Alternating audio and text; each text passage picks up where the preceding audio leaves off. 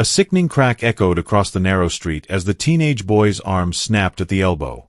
He screamed in pain, collapsing to the ground, clutching his limp arm as the towering black belt thug stood over him, smirking with zero remorse. "This is what happens when you say no," the man growled, loud enough for the entire block to hear. "Anyone else feel brave today?" The boy, just 17, thin, and stubbornly proud, had refused to pay protection money. He had no father, no backup, just a tiny corner shop and a spine stronger than most grown men. He said no, and paid the price. The thug wasn't just any street bully. He was a trained fighter, a local tyrant who beat people for sport and ruled through fear. His GI-style jacket flared slightly in the breeze, black belt tied around his waist like a badge of dominance. And no one moved. Shoppers froze. Vendors stared. Some recorded with shaking hands. But no one stepped in. No one dared. Except one man. Jason Statham had been standing nearby, quietly watching from across the street. Wearing a cap pulled low and a plain dark jacket, he looked like any other passerby, until now. His eyes were locked on the teen curled on the ground. His jaw clenched. His fists closed. His breathing deepened. And then the thug kicked the boy again. Hard, driving his heel into the teen's ribs. Jason's body moved before his brain could speak. He stepped off the sidewalk, slow and controlled, walking straight toward the scene. The thug turned, confused. "You want some too, old man?" Jason said nothing. He stopped beside the kid, eyes never leaving the thug. With one motion, he slipped off his jacket and let it fall to the ground. The street hushed. The phones stopped shaking. And for the first time all day, the thug looked nervous. Before we proceed, like and subscribe to catch Jason Statham's epic face-off with Black Belt Thug, and comment where you're watching from today. The street was alive with grit and resilience. Tucked between rusted rooftops and sun-faded billboards, the neighborhood buzzed with movement. Vendors shouting over the honking of bikes, old men gathered around chipped tables playing cards, women haggling over fruit at half-price stalls. It was a place built on struggle but held together by quiet dignity. Everyone knew everyone. Names mattered. Favors lasted generations. But behind the chatter, beneath the laughter, something darker pulsed. A silent fear lived here, buried just beneath the cracked pavement. People checked corners before speaking. Shops closed early. Conversations halted when a certain figure passed. No one said his name out loud anymore, but everyone knew who ruled the block. He moved through the area like a storm wrapped in skin. The Black Belt Thug, real name unknown to most, was more than a fighter. He was a predator with technique. Broad-shouldered, tattooed, dressed in a sleeveless martial arts GI modified into streetwear, he carried himself like a man who had never been hit harder than he could hit back. And he loved it. Feared for his fists, hated for his pride, he ran a protection racket disguised as community security. Once a promising martial artist in a now-forgotten dojo, he had fallen into the underworld, selling his skills to street gangs, collecting debts, and breaking bones for reputation. His weekly collections were routine: corner shops, food stalls, pharmacies. Anyone earning an honest living was fair game. He never had to ask twice. Until today. The shop was no more than a faded shutterfront corner store with shelves of instant noodles, canned goods, and cheap detergent. Behind the counter stood a teenager, skinny, dark-haired, maybe 17, eyes tired but proud. His name was Ian. Orphaned 2 years ago after losing both parents in a truck accident, he had taken over the family store alone, refusing help or pity. He worked open to close every day, earned every coin. Everyone respected him. He was the kind of boy you nodded to in the morning, trusted with your change, and wished had more luck. And today, luck had run out. He had refused to pay. Politely, calmly, but firmly. "My father never paid," he said. "And neither will I." Those words sealed his fate. From across the street, Jason Statham leaned against a cracked wall outside a repair shop, arms folded, face blank. Dressed in a gray zip-up hoodie, plain cap pulled low, he looked like any other local. He had been watching the street for several minutes, his gaze sweeping the stalls, the faces, the tension under the noise. But when the black belt thug turned the corner and locked eyes on the teen's shop, Jason's stance changed ever so slightly. His arms dropped to his sides. His head tilted. His jaw tightened. He had seen men like this before. And he already knew something bad was coming. The thug stepped into the shop like he owned it, like he had been owning it for years. His presence filled the room before his voice did. He looked around with mock interest, tapping on the dusty counter, scanning the rows of canned food and cheap toiletries. Then he spoke, voice dripping with false charm. "Where's my cut, little man?" Ian stood behind the counter, face tense but steady. "I already told you last time. My father never paid, and I'm not starting now." The thug chuckled, nodding like he understood. Then he leaned in close, his grin turning cold. "Yeah, your father was a proud man. Look where that got him.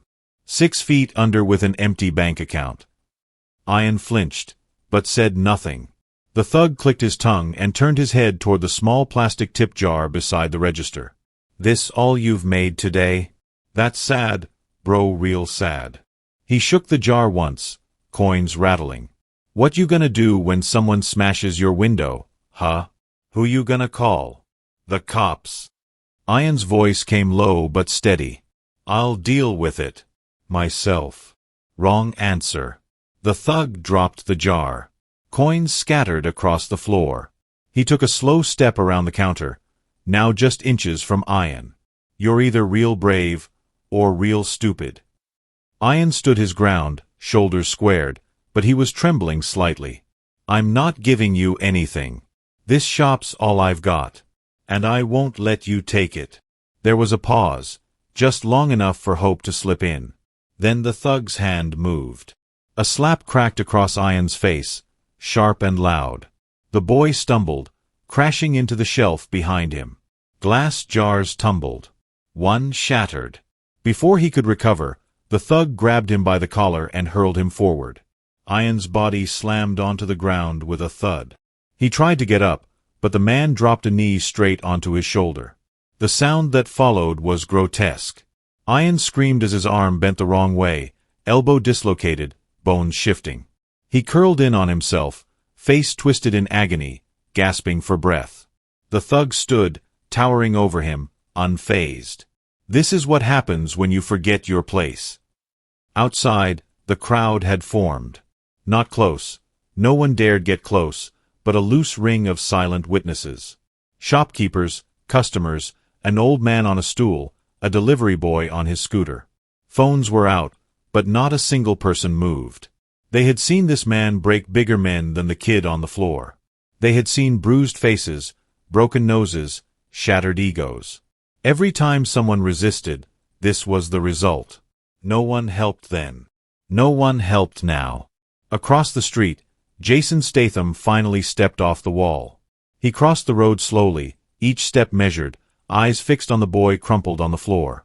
The pain in the teen's face, pure, raw, hit him like a punch to the chest.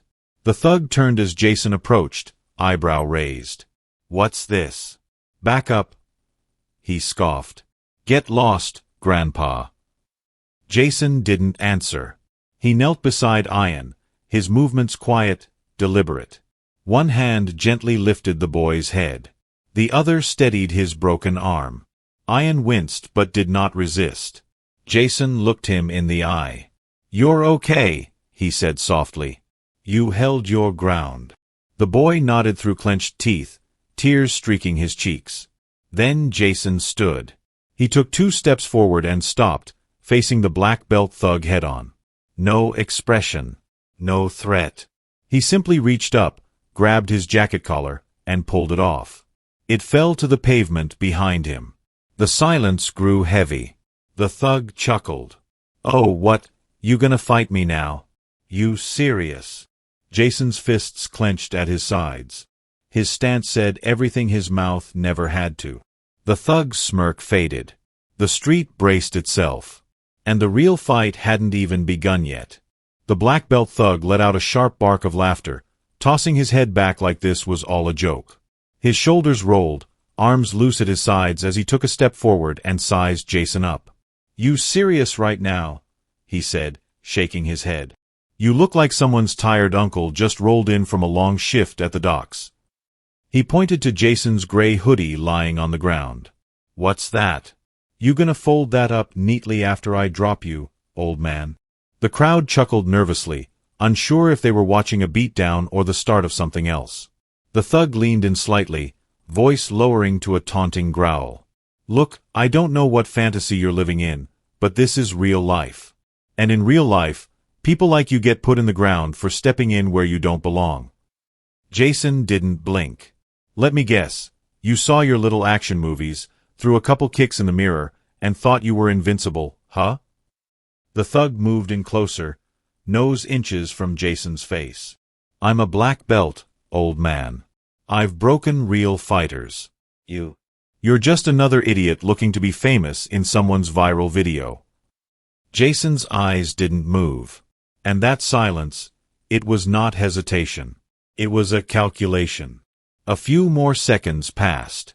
The thug, unable to get a rise out of him, finally stepped back and spread his arms. "Well, what now?" Jason simply stared at him, expression carved from stone. Then, without a word, he planted his feet slightly wider. Shoulders squared. Spine straight. His arms relaxed by his sides, hands loose but charged with intent.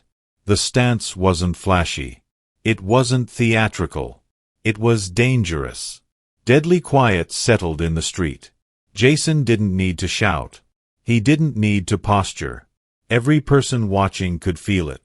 His body spoke the language of fighters, the real kind. Not performers. Not bullies. Professionals. The thug's mocking grin twitched. Jason slowly rotated one wrist, then the other, loosened up like he was preparing for a warm-up. And still, said nothing. Phones were out now. Not just a few. Dozens. Locals leaned out of second-story windows. Shopkeepers held their breath. Even the kids who had been hiding behind their parents stepped forward slightly, sensing something different in the air. This was no longer about the shop or the boy. This was something bigger. Some began to whisper.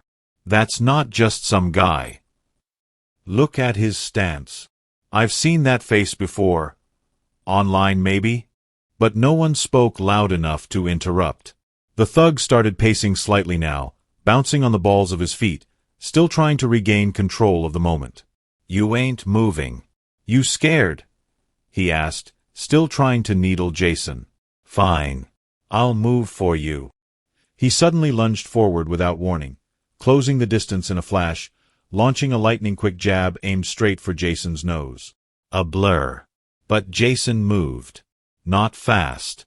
Efficient. He tilted his head just enough for the jab to miss, the punch grazing air where his face had been a second earlier. At the same time, his right hand lifted, not to strike, but to guide the thug's arm past him, redirecting the force harmlessly. The thug spun slightly with the momentum, thrown off balance, but recovered quickly. He snarled. "So you do know how to move. Good." He came again. This time with speed. 2 jabs and a right hook, tight form, trained fists. Jason weaved under the hook, then stepped sideways.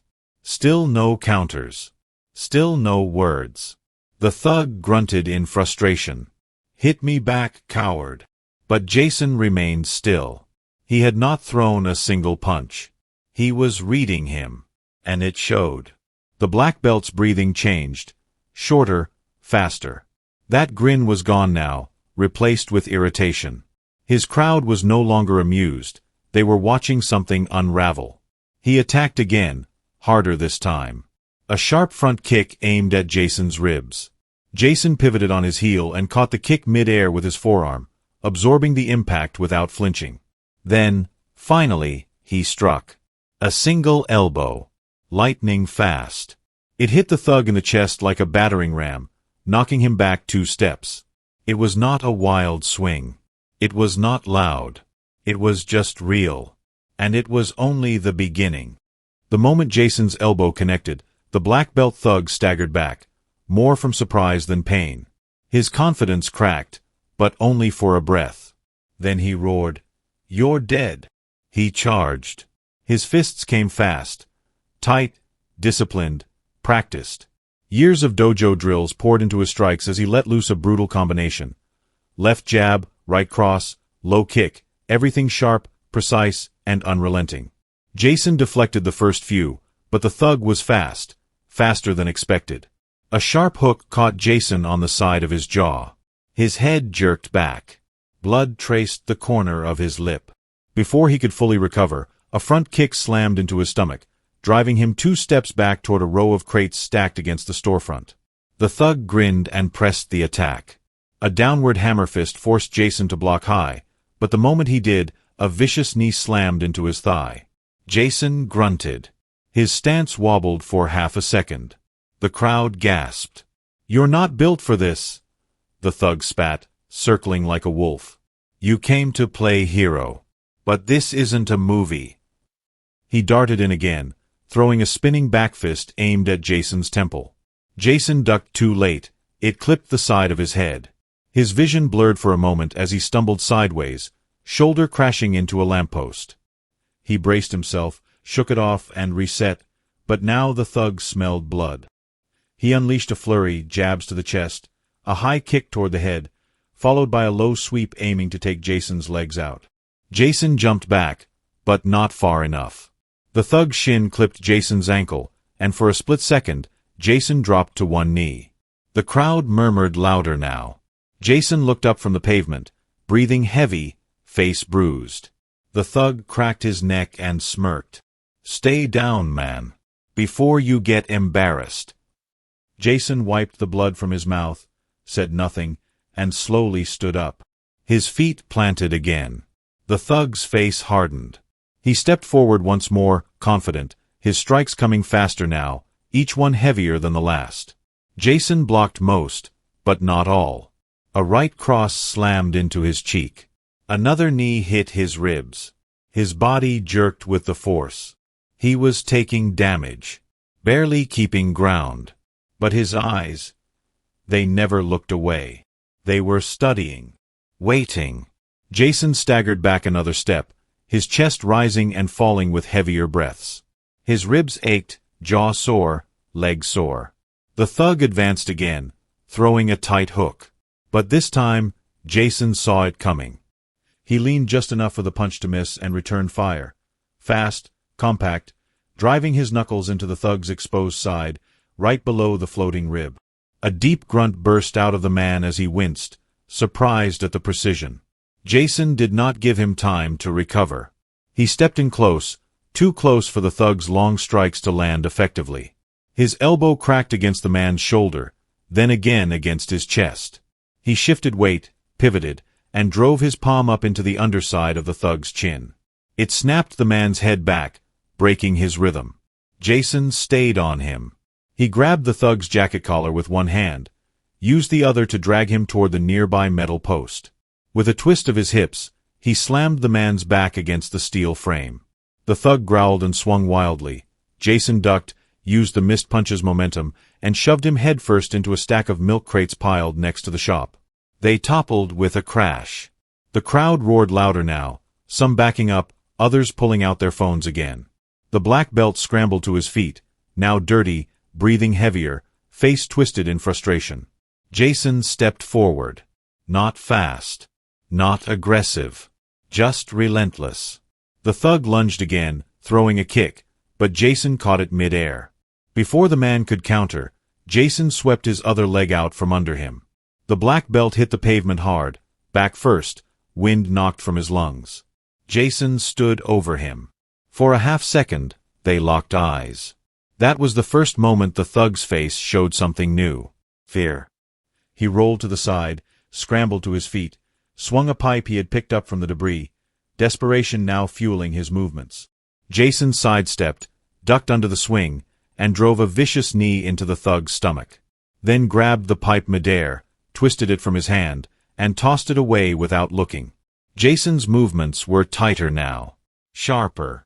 Every strike targeted, every block precise.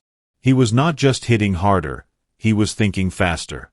The thug, once dominant, now looked slow, sloppy, and Jason, He was just getting started. The thug backed up 3 steps, sweat now dripping from his brow. His chest heaved with every breath, and the crowd that once watched in awe now murmured with uncertainty. He wiped his mouth, blood mixing with spit. "You think this proves something?" he barked, voice cracking. "You're just lucky." But his eyes told the truth. He was shaken.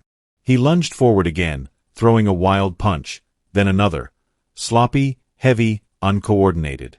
Jason slipped both with ease, barely needing to counter. The thug's movements had lost their structure. He was throwing everything, hoping something would land. Jason parried a lazy kick and immediately punished the opening. A stiff punch to the gut, followed by a snapping elbow to the shoulder. The thug winced and staggered sideways. He reached for balance on a nearby fruit cart but slipped on a fallen apple, stumbling awkwardly. Laughter rippled through the crowd. He looked around, realizing the shift. The power he had once commanded, the fear, was fading fast. People were watching differently now, with less fear and more hope. He panicked. Grabbing a loose broom from a nearby alley, he swung it like a bat, screaming in frustration. Jason caught the wooden handle mid-swing and yanked it forward, forcing the thug off balance again. He crashed into a trash bin, rolled to his knees, and groaned. Jason stepped forward slowly, unshaken. The thug pushed himself up, legs shaky. His punches came faster again, but messier. One grazed Jason's jaw. The rest hit air. His footwork was gone. His control was gone. He was unraveling in real time, and he knew it. Jason ducked the final swing, grabbed the man's arm, twisted it at the elbow, and shoved him back toward the center of the street. No retaliation came this time. Just heavy breathing. And panic. The black belt was done pretending. The thug's chest heaved. Sweat poured down his face. His black belt hung loose, barely holding together the mess he had become. Jason moved. Not fast, just certain. He closed the distance in 2 silent steps, then struck. His elbow came up like a piston, smashing directly into the thug's jaw with a thunderous crack. The man's head snapped sideways, spit and blood spraying from his mouth as his legs gave out beneath him. He dropped, barely catching himself on one knee. Jason grabbed him by the back of the shirt. No hesitation. No mercy. With one violent twist of the hips, Jason hurled the thug across the pavement. His body slammed sideways into a steel gate with a metallic clang, the echo rippling through the alleyway like a bell toll. The crowd gasped. The thug slumped, breathless, ribs cracked, arms limp. Jason approached slowly, step by step, like a shadow moving through dust. The thug lifted his head with effort, eyes dazed, lips split, blood dribbling from his chin. He tried to rise. Jason did not let him. He stepped in and, with surgical precision, delivered the final blow, a brutal roundhouse kick straight to the chest. It landed with a thud that seemed to shake the ground itself. The thug's body flew backward and hit the pavement hard, limbs spread, unmoving. Silence. Phones stopped recording. Mouths stopped whispering. There was no applause. Only stunned awe. Jason stood still, chest rising and falling, eyes locked on the body in front of him. The black belt had been broken, and justice had been delivered. For a moment, the street stood still. Not a breath. Not a whisper. The black belt thug lay crumpled on the ground, motionless, his chest rising in shallow, broken rhythm. The steel gate behind him echoed from the impact, the sound still hanging in the air like smoke. People who had been frozen in fear now stared in disbelief. It was not just that someone had beaten him, it was how. With precision. With control. With power they had never seen before. Then the murmurs began. "Did you see that elbow?" He didn't even say a word. "Who is that guy?" A man lowered his phone, still recording. "That was the cleanest fight I've ever seen." But no one dared cheer. No one clapped. It was not that kind of moment. It was reverence. Jason stood still, eyes on the fallen man for a few more seconds. Then, without fanfare, he turned. The teen was still on the sidewalk, curled into himself, holding his broken arm with his good hand. His face was pale, twisted with pain, but his eyes stayed open, locked on the man who had stepped in when no one else did. Jason crouched beside him. "Let's get you out of here." A nearby driver, who had watched the entire fight from his parked rickshaw, jumped out and opened the passenger door. Jason gently helped the boy up, one arm across his shoulder, supporting him with care. The crowd parted. People who had watched, recorded, whispered, now stepped back with respect. Jason eased the boy into the seat, making sure he was secure. "Take him to the nearest clinic," Jason told the driver. The man nodded quickly. "Yes, sir. Right away." The teen's voice cracked as he spoke, barely above a whisper. "Thank you for everything." Jason nodded once, closed the car door, and tapped the roof. The engine revved, the rickshaw pulled off, and the street exhaled. People began approaching, slowly, cautiously. A shopkeeper removed his cap and said, "We've been waiting for someone like you a long time." An older woman touched her hand to her heart. "You did what no one else dared." Jason offered no response. One teenager held up his phone. "Sir, that was... Can I just ask who you are?" Jason's eyes flicked to him. The teen lowered the phone. That was answer enough. All around him, gratitude took quiet form. Small nods, hushed thanks, hands pressed together in respect. The fear that had once ruled this block was cracked wide open. And the man responsible didn't even stay to admire the moment. Jason turned, walked back to where his jacket lay in the dust. He picked it up, dusted it off with a single swipe, and slipped it over his shoulders. Then, without a word, he began to walk. No victory lap. No final speech. No need. The thug was still lying in a broken heap. The crowd still watched his retreating figure. And Jason. He disappeared down the block, just a shadow among the sunlit street. Justice had come and gone. The world has no shortage of men who use their strength to take, to intimidate, to dominate. They shout louder, hit harder, and feed off fear. People like the black belt thug rule not through skill, but through silence. The silence of those too scared to stand up. The silence of those who have been beaten down too many times. But real strength is never loud. It is not used to crush the weak, it rises to protect them. It does not need approval. It does not wait for backup. It moves with purpose, not ego. That day, Jason Statham did not just defeat a fighter. He shattered a symbol of fear that had kept an entire street in chains. Not by yelling, not by boasting, but by acting. Quietly, decisively. Because real justice does not ask permission. Sometimes justice does not wear a badge, it walks in silence and strikes when no one else dares.